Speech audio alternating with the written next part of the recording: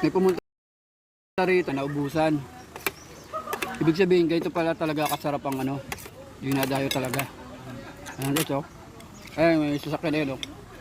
Puro mga ano yun, mga construction worker. Kakain sana, kaso nga lang, naubusan, wala na.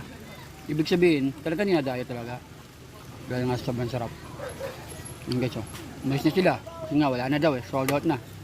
Kanina pa daw umaga. Napakaroon ng footage mo.